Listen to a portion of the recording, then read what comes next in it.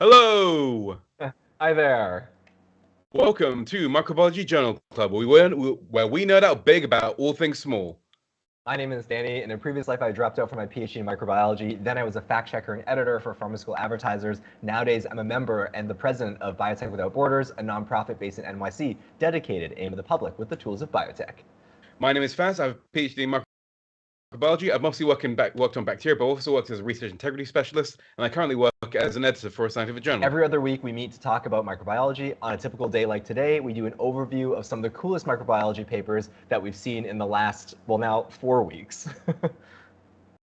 Yeah, we took a little bit of a break, but at some point we do hope to select a paper to do a deep dive into to make sure. So make sure to message us at MicroTWJC if something has caught your fancy.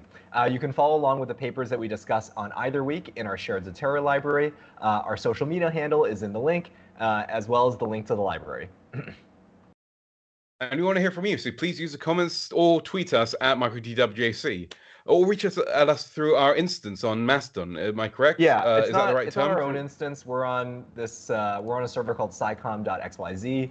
But yeah, you can find us. You can find us there. Yeah, and boy, do we have a show for you. We have some news about how the Novavax vaccine and boosters are coming along, and about how SARS-CoV-2 can alter our epigenetics. But not only that, we have got hybrid influenza viruses that somehow mix up with respiratory syncytial viruses. We also have fungi that live in tumors. And then we look at plant symbiotes and how they're passed down between generations. But not only that, we also look at how probiotics can help chickens and how Toxoplasma can hijack immune cells and how RNA origami can help modulate the protein translation. So don't you dare look away. We've got a big show for you today. Absolutely. Yeah, so for folks who might be new that are joining us, like we've typically covered a bunch of COVID, like we started during this pandemic. And so at the beginning of our episodes, we want to dive into some of the COVID news that we've seen.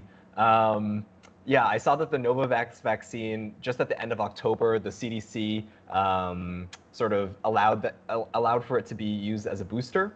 So the first thing that we have is the press release, because this was a pattern that we saw all during the pandemic. You don't quite get a paper with the data that you need. You get a press release that alludes to the data that exists. But yeah, like the phase 3 was done like for its original approval, but I think the data that trickled in to help justify its use as a booster was actually in this. They have like a lot consistency study that they did where they did some heterologous boosting. So people from any vaccine background, any primary sequence were boosted, and then they checked how the antibodies were doing, and they all look kind of the same as in the regular sequence where you get both your primary, where you get your primary from the Novavax. So I think that evidence was what helped people make, or what helped the regulators make the decision that this would be okay as a booster as well. Right. Yeah, I think it is really important for note because Novavax was quite slow to roll out compared to the other vaccines. I think it was like some issues with the stuff that is used to make it. Yeah, yeah, like their supply chain. I think there were also regulatory issues because like it's a lot of work to push things through this regulatory paperwork, and a lot of that thunder was stolen by the early arrivers on the scene, right? Yeah. And so it took a lot of time. I know that there was even talk that maybe the U.S. would never approve it, just because, even though it was a perfectly fine vaccine, just because like maybe they'd never be able to get it through the FDA. That's being bogged down by all these other things. But yeah, it's nice that it is here. And for those that, again, don't know, like this is a protein subunit vaccine. Right. And I think it's specifically the subunits are brought together in some sort of nanoparticle, and they're using the matrix M adjuvants, which we may have talked about before as well. I think this is like a relatively new adjuvant that's on the market. Yeah, it's one of those like new second generation adjuvants, like a very new adjuvant that does some interesting things. But yeah, I think that's part of the reason why it might have been taking a long time to get. And I think it's important for it to prove itself as a good booster because everyone's got like the Pfizer in their arms now, or Pfizer or Moderna, or yeah, the other ones. The majority is that's what people have. But like one of the advantages of having these protein subunit vaccines is you don't need that -80 storage. Right. Like people are a lot more comfortable with it. I'm actually really curious. I may try. Well, okay. Anyways, I'll say that in a moment. But like, um, yeah, I'm actually really curious what if they have like a really different side effect profile. Like, Yeah. I feel like in my life, like everyone I know got one of the two mRNA vaccines, and so like when you talk to people, you're like, oh, like, can I get like sort of just like anecdotal stories about different experiences? But like, yeah, this one doesn't have as many experiences to hear, but yeah, I'm sort of curious to know what that might be like.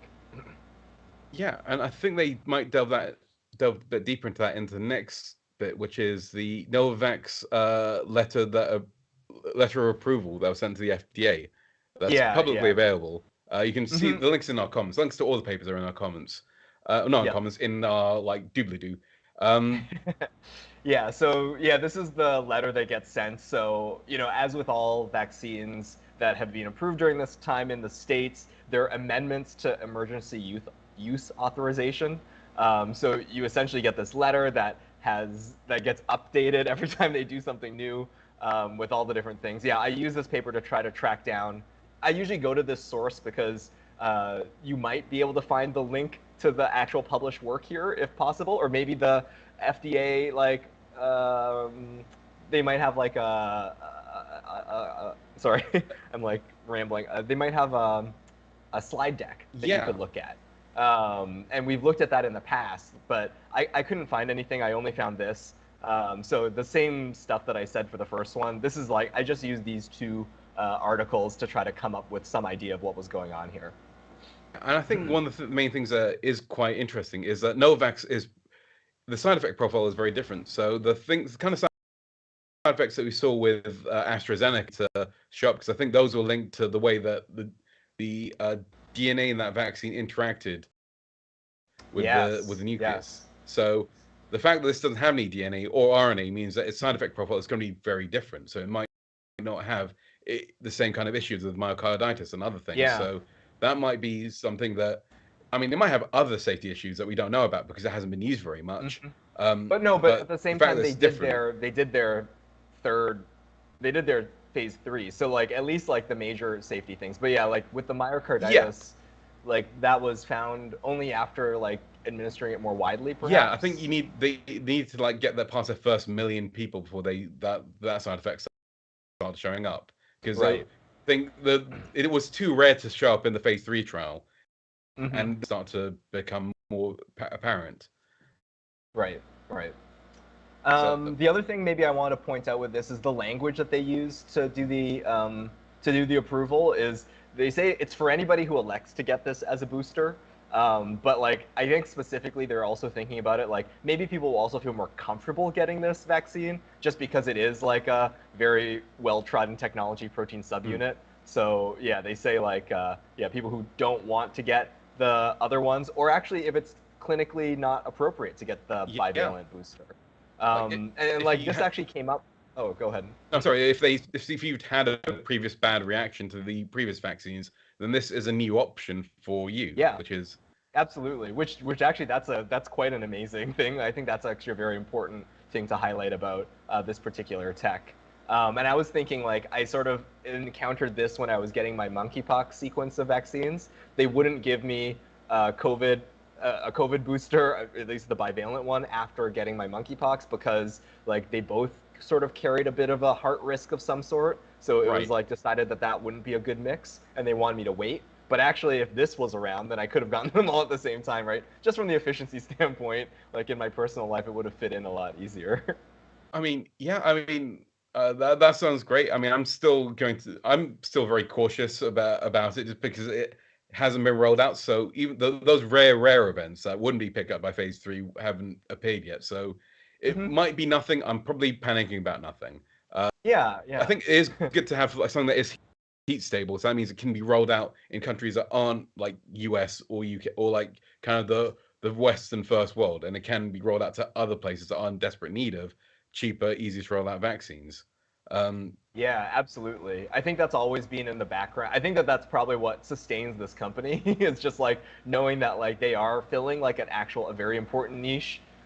Because yeah, moving into whatever phase of the pandemic we're into now. I think someone was saying like I'll remember 2022 as the year everybody got COVID, for better, like we're really Yeah. not in a good way, but like but this is where we are now. And so like in this particular phase, it is very nice to have a particularly flexible tool in terms of distribution of vaccines in our pocket, sort of as a global world, however much that resonates with people. Yeah. Yeah, and I think that moves us on to the next paper. SARS-CoV-2 disrupts host epigenetic regulation via histone mimicry. So this brings us to open reading frame 8, which is something we talked about a bit in terms of it produces a protein that no one really knew exactly what it did. Yep. And this is a paper where they kind of figure out something that it does. Yeah. It's the other thing they say is that ORF8 is one of the ones that's quite different from original recipe SARS, like classic Yeah. SARS. So this is also like, it's very, yeah, they think it has some special significance in terms of the impact of the SARS-CoV-2 virus over other viruses. Yeah, and what they find is that there's a section of amino acids in the protein that match the histone 3 N-terminal tail. So at the end of so when the protein is created, there's like a tail on it, and there are certain sections that have. And I think the interesting thing here is that there are specific sites that it replicates. These are ARKS sites, ARC sites, which are found in the histone tail that this protein also has. And the Yeah, interesting that yeah. those. Oh, I just want to say like histones, just to like pull it back, like Right. those are the proteins that help wrap up our DNA into chromatin essentially, and they have these, yeah, they're like globular proteins that have like a tail sticking out of them. Well, all proteins, right, start Yeah. as a single line essentially, and they kind of like fold up, but the tails are always sticking out of the histones, and they get modified by different enzymes, and that helps like signal to the chromatin when to open up and unfold. So it's like a really important, yeah. These are used at a certain level of genetic regulation, or I mean epigenetic regulation, right? Is like usually where these marks are considered acting upon. Yeah, exactly. And the fact that this has similar structures means that it must interact with that same apparatus that the histo. There are these proteins, these enzymes that whose main function is to methylate those histones to get them to open up or to react. And so I think the main Acetylate, one, all sorts of things. It's yeah, not just methyls. It's like it's yeah, quite complex. Right? Epigenetics is like all these weird attachments yeah. onto So the in this tail. one, it's histone acetyl transferase called CAT2A, which targets that area. Um, and so they delve deep into that system and see how SARS-CoV-2, this protein produced by it, interacts with that whole system. And they found that it manages to like decrease the amount of the enzymes that so it kind of uses this interaction to disrupt the whole system that is used by the cells to open up certain areas of Yeah. the genome. Yeah, maybe scroll us to figure 1 and people Yeah, could see like they use mass spec to figure out like what the modifications would be to that tail, because as I said, or as we were saying, like it's like a piece of protein that kind of waves out there, and then groups get added onto it, and those are the signals to make it work. So yeah, they essentially just make ORF8 inside of cells and see, does it attach to chromatin in the way that a histone would, and does it get modified in the way that a histone would inside of a cell? And the answer to both of those questions is yes. And so that gives them, that begins the gears turning, right? Like, so if it is sort of histone-like, then how does that affect the cell? And they go into that in some of the later figures. yeah. Wrong paper. So yeah, they do look at how it disrupts and I think what the interesting thing, it reveals a degree that epigenetics plays in resistance to SARS-CoV-2 infection. So I think we know that when SARS enters into the cell, it kind of messes around with the way we make proteins and tries to, I guess, bias our system into making more viruses than host proteins, and especially stopping interferon from being made. Yes. Yes. And I think this is like a factor in that, where they, Yeah. yeah, I mean, it's also just seeing like this level of interaction with cells also opens up all these things about, we've always a big concern these days is, well, what else does SARS-CoV-2 besides this acute respiratory disease? Because in some ways, the acute respiratory part is well taken care of by right? Vaccines and the Paxlovid stuff, right? That's helping us deal with that element. But there's all these other things that happen, and we don't have good explanations for it. So also maybe in this layer of signaling, viral signaling, there could be some answers there. I don't think they actually say anything in the paper about that specifically. In Figure 4, that's like where they do like ChIP-seq, I think. Or they do some like looking at what genes are changed, right, in the presence of ORF8. So I mean this is sort of like the important signaling first steps to then like build a hypothesis of like linking maybe something clinically relevant to this type of data. I think that's like where this paper is like a really interesting resource for researchers going forward. yeah. I think that's all I can really want to say about that. I think it's a fascinating paper, but the next paper, my gosh, I really like the next I paper. know, right? It's so wild. Well, first of all, it opens up with something that's so easy to describe because their first figure is just like microscopic images of what they're seeing. Yeah. So the title of the paper is Co-infection by influenza virus A and respiratory syncytial virus produces hybrid virus particles. And let's just roll on to It's that cell first culture. figure. They do it in cell culture.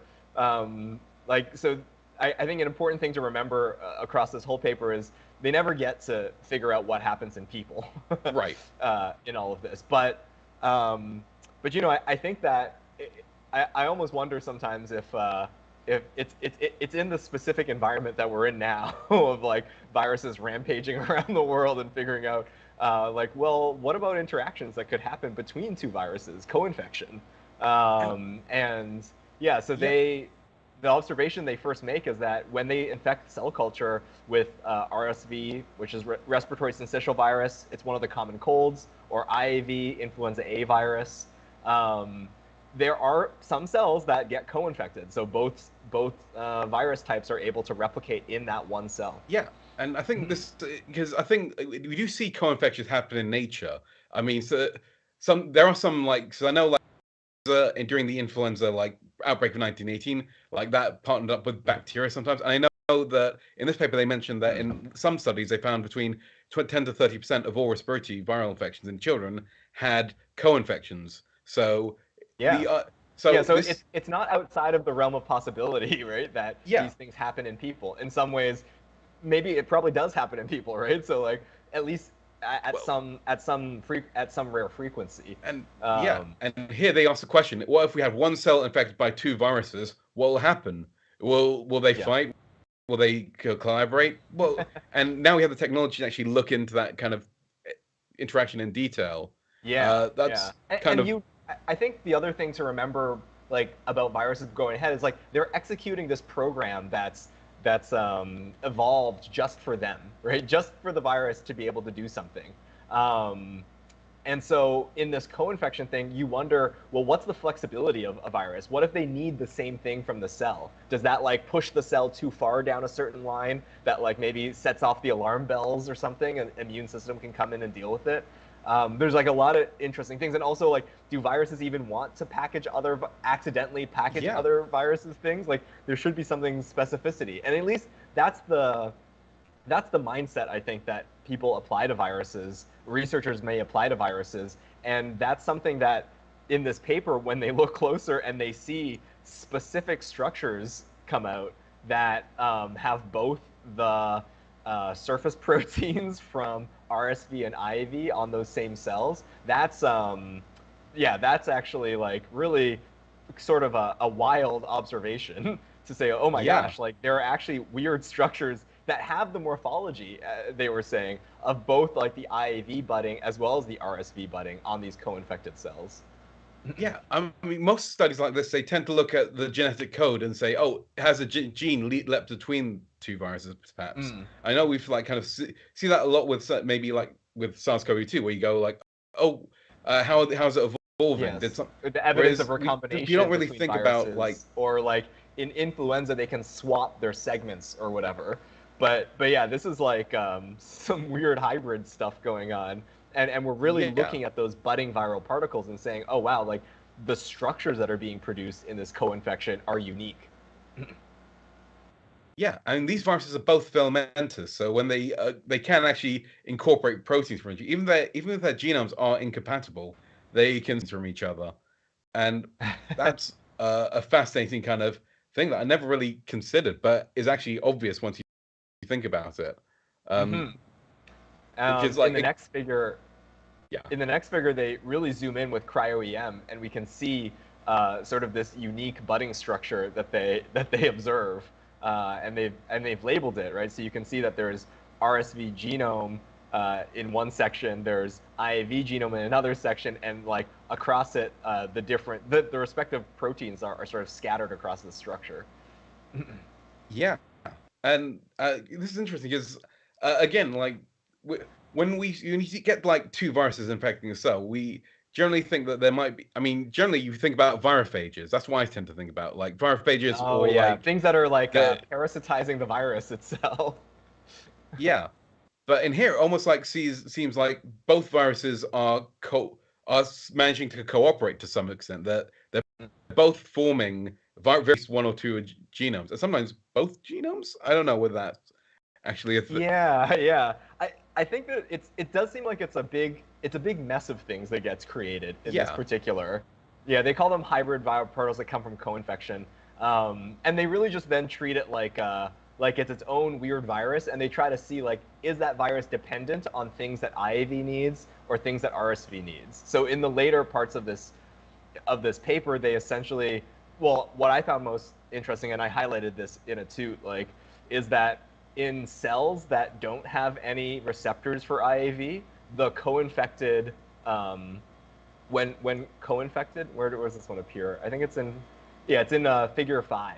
yeah, yeah, In figure 5, so like they have a cell line that doesn't have any receptors for, I think it's sialic acid or whatever, right? Like yeah, doesn't need, that can't bring in the regular influenza particles. But in this co-infected, when they're treated with this co-infected mix, you do get IAV replication. So something on these viral particles. I mean, it's the RSV, right? yeah. Like the RSV proteins are helping the IAV genomes get into these cells, and then yeah, I guess create their own weird viral mix particles. Yeah. Yeah, that's the. I mean, I love this because this is why I've titled this show like the influenza steals some stuff from RSV because it feels like it's stealing the surface like receptors from RSV, and that allows Mm-hmm. it to broaden its host. Like these viruses can now infect things that RSV and that might not be infected by influenza. So that's a Yeah. really cool thing. And also, they found that they did the reverse. I think later in the paper, and it didn't happen the other way around. RSV doesn't benefit from influenzas, Yeah. which Yeah. yeah, So yeah, I think the conclusion is good that they draw from it, that they don't know whether this happens in people. Of course, like the statistics would say like it probably does happen at some degree. Oh yeah, this figure is like their relevance figure, right? They did it in yeah. a They cell tried culture. it in like primary cell cultures where you get someone's actual lung, put it into a petri dish, and test whether it works or not. Mm. Whether what you found in like kind of the tame, kind of uh, The tame domesticated world of, cells yeah, domesticated cells. versus real life cells, and they kind of find some similar things happen, I think, but I don't think they go all the way to prove that it it works exactly how they. Yeah, that it has like a function. Like I feel like I still like what would we expect to see, right, inside of a, if this happened in nature. I think that that's like a sort of a big Hmm. open question about all of this. And again, they say like it's going to be impacted because they don't even know like when, like at what stage, right, a co-infection would happen. Hmm. Right, like maybe you already have a certain infection. Does it matter like who gets infected first? What's the timeline on that? Yeah, so they mentioned this, right? That it's like we don't really know like what this model is, but it is curious that it is possible to happen, and so that sort of warrants itself like looking into it more. Yeah, because I think like the one things that all petri dish models kind of leave out is the immune system, and the question is like how the immune system reacts to these co-infections. Because I think like for other diseases like causes like the immune system to go crazy, to just Yeah. kind of because I think I did like a little kind of research into strep ages ago that strep and influenza they they there is a co-infection there, but also like causes one of those immune responses that is not good for the host. Right. So maybe something like that happens here, but again, we don't know. I think this is the first step. This is a very, I mean, if it does happen, then this is a really important paper. If it doesn't happen, then it's still a very interesting paper. Yeah. Um, And I think the other thing is like, right, these hybrid viral particles, it's easy to get fixated on them and be like, what is the relevance of these hybrid viral particles? How do they help like the life cycle of these respective viruses? But like taking this idea of like, let's lay over the immune system now onto everything. Like maybe it's like it just triggers the immune system to be overreactive, and like these hybrid viral particles never do anything because all they've done is like cause like major inflammation because the infection, right, has like sort of tipped onto a side where the body is responding at a very high level. yeah. Yeah, so like there's part of this is like it might just be chaos being observed, right? Like a weird type of biological chaos. And like for the organism, yeah, or for the two objects that are participating, they don't really get anything out of it. It's like, yeah, anyways, I just want to point that out. Yeah, and another thing I want to bring up is like knowing that these kind of components fit together, like the hemagglutinin and their RSV surface proteins, that might be helpful for people developing vaccines against influenza A and a respiratory syncytial virus, because knowing that these can work in concert can mean that I'm creating like a liposome with everything we need on it, and Oh like yeah, yeah. and Like I maybe think the if the packaging is as permissive as it seems, like it could be like this weird type of technology where we think about like vaccine manufacture, right? And how do we make them? Maybe we can like, so the pseudotype viruses. We've seen that a lot through all this SARS-CoV-2 work, right? yeah. Like it's a very common tool in virology to package different spikes or different receptors on the surface of VSV virus, vesicular stomatitis, because it's safer. You're not delivering like the infectious payload, but you still get to study all of those fusion events.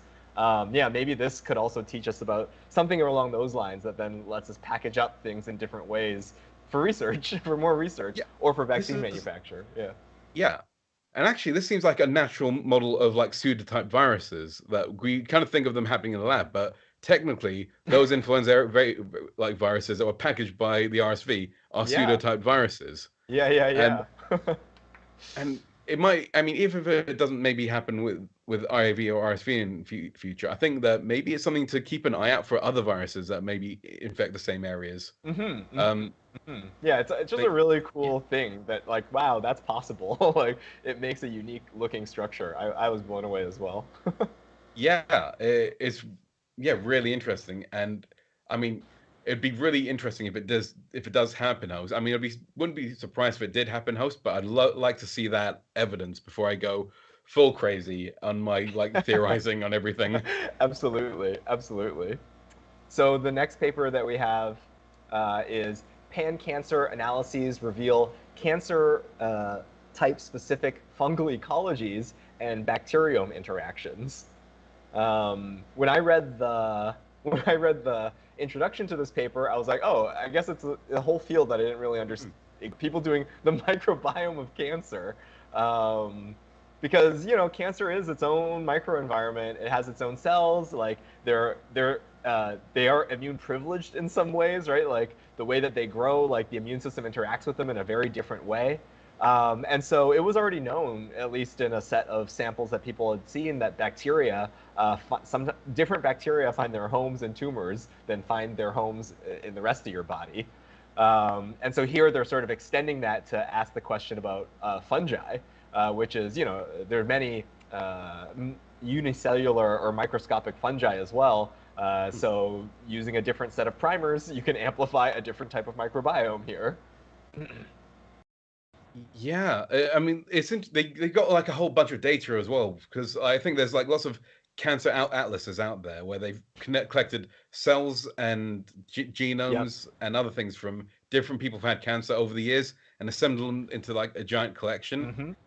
And now what they've done here is almost like rifled through that library to see what kind of funguses Yeah, turn up. yeah, rifle. Yeah, it's like then that's a really great to talk about that particular object, these cancer libraries, because it really is freezers, right, full of Mm. things. They have paraffin embedded. I think they also have paraffin embedded parts of this library. So it's Yeah, like blocks of wax that have cancer tissue embedded inside of it, sitting in an archive somewhere. And like when you're like, I want to see lymph nodes from this type of cancer, you can like dip into that and look at what's going on. So I think the most important data always to me is like, is it happening? How they got to make sure that they're removing any doubt that this mm. could be contamination, right, from Yeah, things. So they do a lot of that work, and I think having slices and staining slices, tissue slices to look for that bacteria, that's actually a really nice piece of evidence for me to say like, yeah, they're probably in there. There's some sort of stuff, bacteria stuff or microorganisms going on in these cancer things. And again, that's to me it's exciting because I hadn't heard about it before I stumbled on this paper. But you know, the field seems like there's actually a lot of talk about what the microbiome has to do in these scenarios. Yeah. yeah. I mean, it's something that I've always like suspected because I mean, during my PhD, I did have this one experiment where one of my mice developed tumors, and there's like a bunch of bacteria turned up in that tumor. Mm-hmm. And I was like, oh, that could be something, but it could be Right. nothing. And it's not, one mouse isn't enough to balance. So have to Well, that just move that on. just reminded me that we had covered some papers earlier saying that there's this phenomena where we know that bacteria traffic into tumors, right? And that can be used Yeah, to deliver in those. If we make synthetic bacteria that we get them to traffic into tumors, that's like a delivery mechanism for drugs and stuff. yeah. I think that it's an idea that's come of age. I think that Uh-huh. because now I think we've got a lot more technology and a lot more like a lot more tools to study. Because I think if we're looking at a small study, like with maybe 10 people, you might not be able to see it. Because I think Yep. they didn't seem like this was in very high numbers. So I Mm-hmm. think having a large number of cancers, and also these cancer analyses also divide by like what kind of cancers there are. So Mm-hmm. they look at all sorts of different types of cancers and find like different microbiomes associated with them. I think that's Yeah. an Big, important like kind big of figure tool as well four. to have. Yeah, I think Figure Four has like this heat map that kind of the way that they approach that co-occurrence sort of idea that they have like yeah, they can find like the bacteria that usually appear with the fungi, also like the presence of different types of cells, whether that like impacts which fungi and which fungi appear in these samples. Um, yeah, Yeah. it's and they sort of like you can find like a signature essentially, which makes that's microbiome research in a nutshell in many ways, right? That unique environments generally produce some sort of signature, and that can tell us something either about the environment or about the bacteria that are or the microorganisms, right, that are taking up residence in those specific niches. Yeah. I mean, the, it's really interesting information. I think fungi as well, because fungi often kind of get a little bit neglected. I think in terms of microbiology studies, they're because they're complex eukaryotes, and Yeah. yeah, I think this And is you quite. need different tools. Like they have to use a different primer set to go in and amplify the fungal DNA. It's not getting captured when you just use like 16S. They use the ITS region. And Yeah, then they even mentioned that staining was difficult for the sections that they were looking for some of these fungi, that I guess some of the fungi they stain other cell types or something like that. So like it's also not easy. Some of the tools, they have a thicker wall. There's all sorts of things that make yeah, them a little bit difficult to study. Yeah. yeah.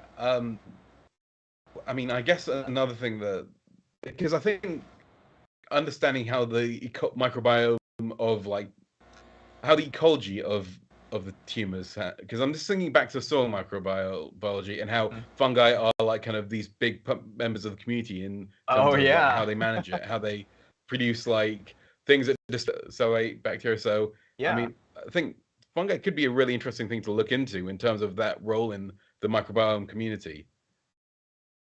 Yeah, absolutely. And again, in some ways, these things are like, yeah, it's like they're like these fungi are probably from our bodies to begin Mm, with.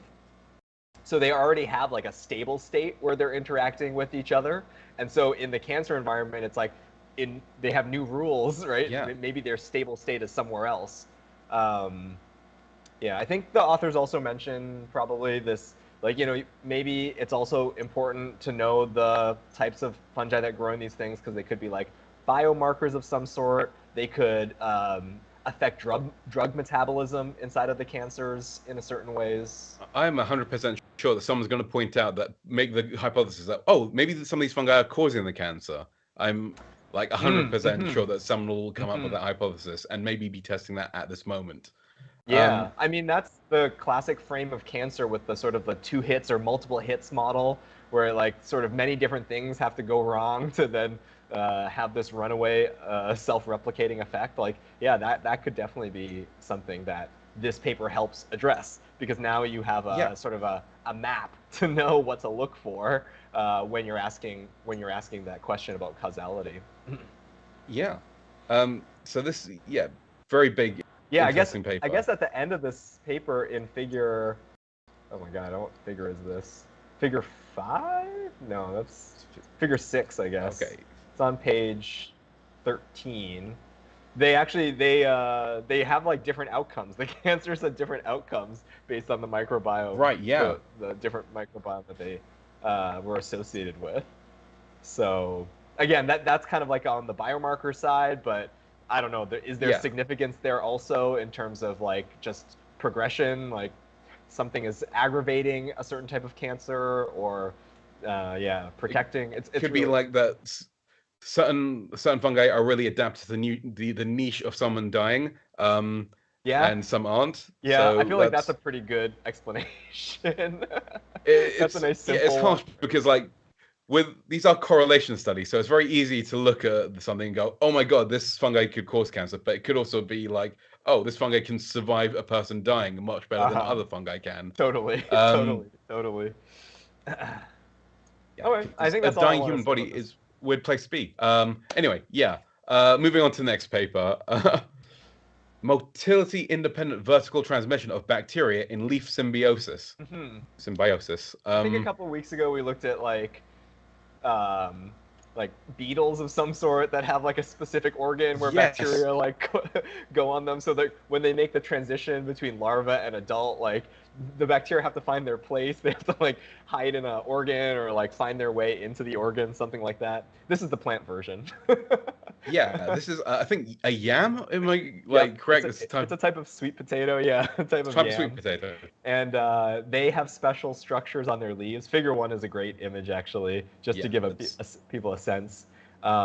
It's specifically on the tip, the apical part of this leaf. It's the first part of the leaf that kind of like pokes out, and then the rest of the leaf unfolds behind it. But in that specific part of the leaf, they have these structures, and they stain the bacteria with some sort of DNA stain, I think, or is it? Yeah, I think it's acridine orange, something like that. But anyways, you can see right. it's like it's on the surface, right? That yellow stuff, it's on the surface, but it also sort of wiggles its way through down the middle into this glandular area, and that's where bacteria are on this particular plant. And the question that the authors are curious about is how do they get there? How do they transmit between like through the seedlings, right? Of these like if like I think this plant grows through like shoots. Like you could like have pieces of it fall off and replant Right. those, and then it can grow from those like clippings, if you will. And so, how would that clipping get fully colonized, right? If it's just coming from one of these guys, that's what the authors are interested in figuring out here. Some of the rules that might govern how bacteria get transferred on this plant.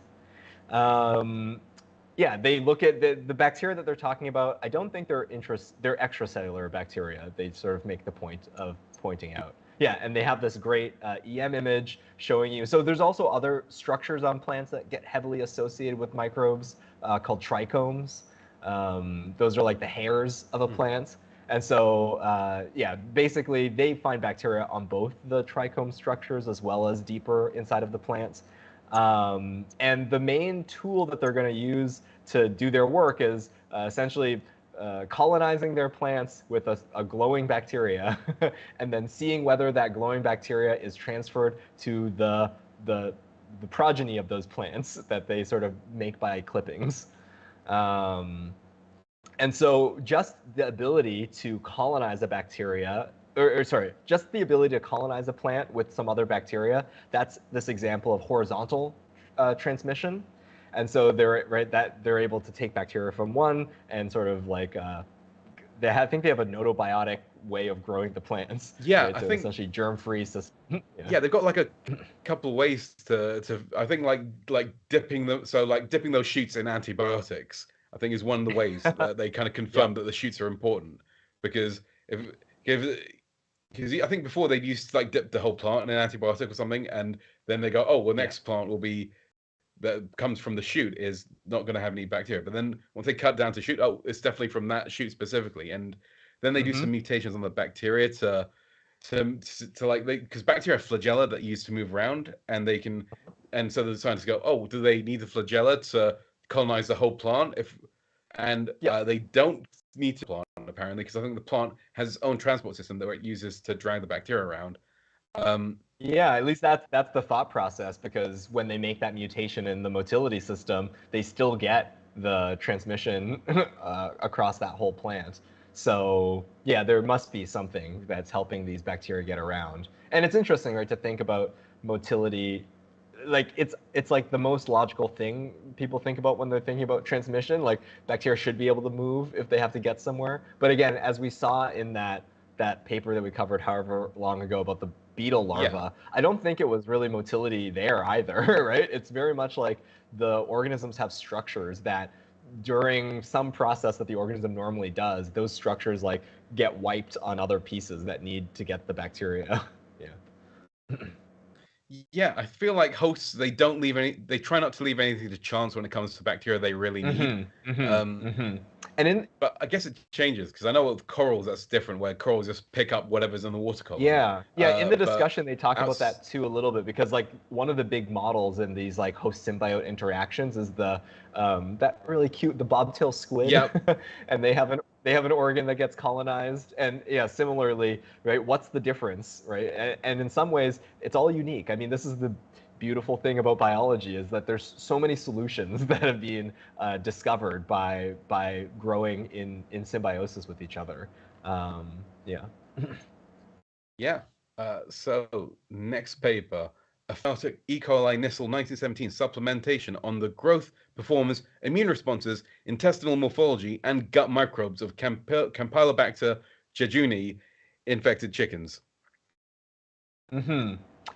Yeah, I think I've wanted to bring in like a veterinary science paper for some time just into our rotation, just so people know that, yeah, this is interesting stuff too that you might want to be tuned into in microbiology. In this case, we're talking about Campylobacter, which you can get from eating raw chicken. And so, of course, there's interest. And apparently, once you get colonization within a chicken farm, it spreads to all the chickens. Yeah. And it doesn't really cause the chickens that much issue. But again, like it would be nice if they didn't have it, because it's a risk for us when we eat these chickens and these chicken products. Yeah.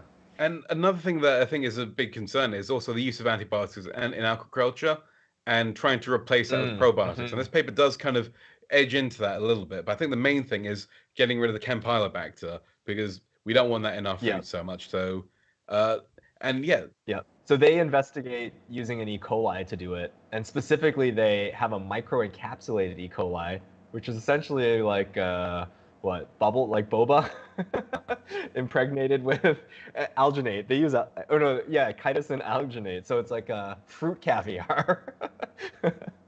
Right. But instead, it's with bacteria inside of them, and smaller. They're micro scale. Wait, like, so I've just discovered that fruit caviar exists, so that's a thing. Yeah, you know, fruit caviar. It's like it's with the alginate. They use alginate calcium, and it like creates like a. Never heard that. I'm learning something completely new that I did not expect.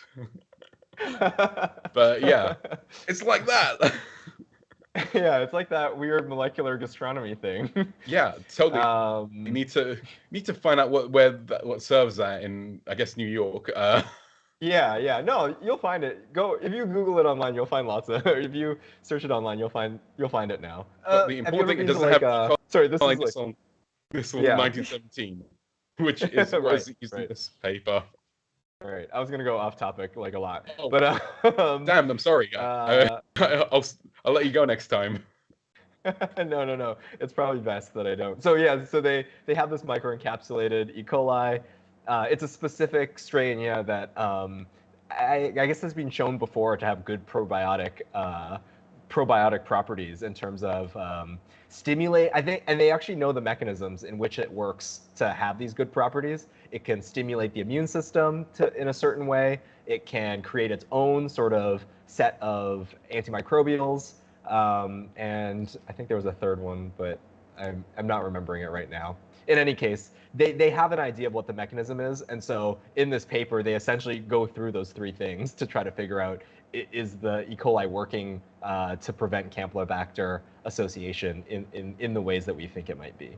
And they deliver it also through these micro encapsulation things, but also in the water, both by either just feeding, but also gavage, which, I mean, I don't think that people think of gavage as something that they would want to do to a whole flock of chickens. No, chickens won't like it. You won't like doing it. Don't. Yeah. But yeah, I think having it free in water or something that's really available, I think that's good. I think they do show that having the E. coli Nissle does reduce the amount of Campylobacter. And helps the chickens grow a bit bigger as well. Like the infected chickens get to grow. Actually, that's another thing that's quite important, especially for agriculture, is that they really want chickens to be as big as possible. So having a probiotic that allows them to do that, I think, is going to be a lot better of a sell for people who are buying this sort of stuff than saying. Yeah, I think that's the important key. It's like when working in this system, it's like this is a heavily industrialized farming system that has like statistics that they need to meet, and so in some ways antibiotics got used because it pushes up their metrics. And so having something that is not as bad as antibiotics, right, that won't create widespread resistance, won't leak into our other food systems and other places in nature. Having a replacement for that is really important, but you also have to make it business friendly. Yeah. This is. But yeah. So, yeah, they look at changes like it changed the microbiome structure. This is like a thing. This is one of the mechanisms that they use. It works. It works. Yeah. I mean, it does other things, like it even makes the ileum more healthy looking, which is something I didn't really expect, but it kind of is something that we say that probiotics do, but it's something that I never really quite believed. But now you're seeing the villi measurements, and you're like, wow, it happens for chickens. Like that actually happens. I did not expect that to happen, but yeah, like it apparently seems to be what. And I guess in the last one, it's like it creates like more generalized antibodies. I found that actually that's the strangest readout to me, because it's just saying like more antibodies is just better in general for some reason. Are these antibodies specific for Campyla, or are they? No, it's both. I think some of them are. Yeah, some specific both, and total. Specific and total. Yeah. But yeah, so like I think it's an important thing to keep in mind. I know that these papers have existed before. I think this is maybe one of the first times I've tried to highlight one on a news episode. So yeah, again, we're here to chat and explore things. We don't always know what people are interested in or what the breadth is, so we go with what we like. But if you guys see things, we're willing to talk about almost anything here. Yeah. Microbiology touches almost all of society to some extent. And I'm only saying that because I'm a microbiologist and that's the lens where I see the world. But I also think it's true. I may be biased, but I'm telling the truth. So on to the next one, talking about things that take over the world. This is our favorite taking over the world microbe. Yeah, the Toxoplasma gondii. So you may know this from your cats. Cats generally have this and spread it to mice. You might have heard that it makes cat urine tolerable to humans and mice, Yes. which, again, I'm not sure. I don't really want to live in a world where that's true, but it might be. Uh, the title of the paper is "The Toxoplasma Effector GRA28 Promotes Parasite Dissemination by Inducing Dendritic Cell-like Migratory Properties in Infected Macrophages." So we're talking about Toxoplasma gondii, and specifically looking into its life cycle, and because it travels throughout the body, and especially most notably ends up in the brain. But how does it get there? Um, and it gets there through it. I mean, it's a parasite, so it actually has multiple life stages. And in its initial life stage, it can't exist outside of cells. It has to be intracellular. And it's thought that when it enters in via your gut, it enters into the immune system. But the big problem is macrophages in the gut. They tend to stay in place. Their job is to patrol the gut, and they don't really go beyond that. So ideally, the target for a parasite that wants to go global would be the dendritic cells. And what they find, Yeah, and actually, I think that I was gonna say I think that they knew previously that dendritic cells have been shown yeah, to move around Toxoplasma gondii in mice. So yeah, it's like you could just say, oh, it must be this cell type that's doing it. But this paper finds something, I guess, more curious than well, that. yeah, it's interesting. What they find is that once that these trophozooites, I think they're called. Let me double check my notes quickly. Uh, oh, they're called rock. No, I can't remember. But basically the parasites can go into the macrophages. Tachyozoites, tachyzoites, Tachyozoites. That's the right tachyzoites. term. Yeah. Yeah, tachyzoite. Parasite Um, parasite microbiologists bring a whole other set of words. Parasite microbiology, they're a level above because yeah, parasites have complicated Life life cycles. cycles. They eukaryotes, Yeah. so they've got lots of cool. They have genders, some of them, which is it's something that microbiologists never really have to think about too much. Sexes. But yeah. Anyway, going back to the story. So let's say your toxoplasma. You've got this problem where you want to get into dendritic cells, but all you have is macrophages. What they found was that when the toxoplasma gets into these macrophages, what they do is instead of like being okay with their situation, they decide to reprogram that macrophage to be more dendritic cell-like. So when they go into the macrophage, they have a bunch of secrete. They go in and secrete a bunch of kind of proteins that interfere with the macrophage and cause it to exhibit dendritic cell-like behavior, i.e., it causes them to become more motile. It causes them to move around the body. Yep. So yeah, Yeah, and so like a lot is I think we've talked about immunology before. A lot comes down to all these like cell identity pathways, but also then these different cell identities have known signaling pathways, and so being able to look at those things is what is helping the investigators in this particular study assign the thought process that it is changing the almost part of the identity of the cell in order to give it a more dendritic-like profile, but that comes with the functional consequence as well as having them move around more. Because they're seeking dendritic cells, they're going to sample stuff and bring them back to the lymph node typically, because they'll expose the cells that are sitting in the lymph nodes the cool stuff that it saw in the periphery. yeah. I mean, the dendritic cells, they can cross county lines. Basically, they've got the information, whereas like macrophages are more your local police force. And so and they found that ones that these like parasites can make them react to chemokines in a way that dendritic cells react to them. Uh, they even like did some transfer experiments in mice to demonstrate that this can happen in a model situation in kind of a full organism. And that it's mediated by a 28. No, GRA28. Sorry, apologies. Yeah, I mean Yeah, it's pretty wild, and I mean with parasites too. I'm always when they have such fine control over a molecular system inside. It's a bit intimidating to me. I always think because they have their own really complicated internal signaling things. I mean bacteria do as well, but like I don't know that level, that eukaryotic yeah, level of complexity. I'm always like wow, and then they also have such tight control over presumably our system, right? Like Yeah. they're understanding something in the vertebrate signaling milieu that they're able to tickle and then get a response that they want. So Yeah. It feels really personal. It's another eukaryote that's attacking us, right? It's like, how dare yeah, you? You're, yeah. you're one of us. With eukaryotes, it's personal. But yeah, I think that's Um, all I would want to say about this yeah. one. Yeah, as well. So the next two papers are kind of on a similar basis. They're both very based on synthetic biology and Hmm. specifically on utilizing RNA origami. Um, so the first one is looking at D-Cas9 mediated transcriptional control.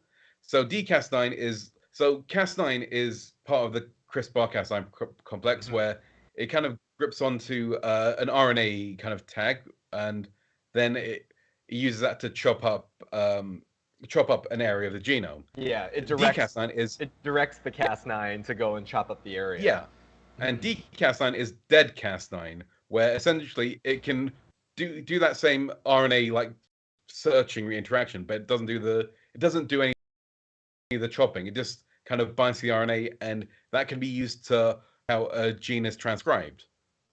Hmm. So it's a very It's a very like kind of straightforward way of targeting a specific area of the genome. And what they do here is they've got this RNA origami thing where they've basically, so there are certain viruses that produce proteins that can bind onto specific RNA sequences, and they put those into this RNA kind of. So part of this RNA is meant to slot into the Cas9, and the other parts have these kind of entry sites where other proteins can Maybe attach to them and scroll us to manipulate figure them. one to give us an image to sort of Yeah, look at what they're doing. But essentially, this is the realm of synthetic biology. They're trying to create circuits, right? They're trying to create ways of like I tell you to do this, then the cell does this thing, and making sure that transition between do it and don't do it like is clear and crisp, right? That there's nothing leaky going on. mm. Maybe you can like nest things in a certain way, which actually gets into the next paper a little bit, so that like things can like feedback on each other.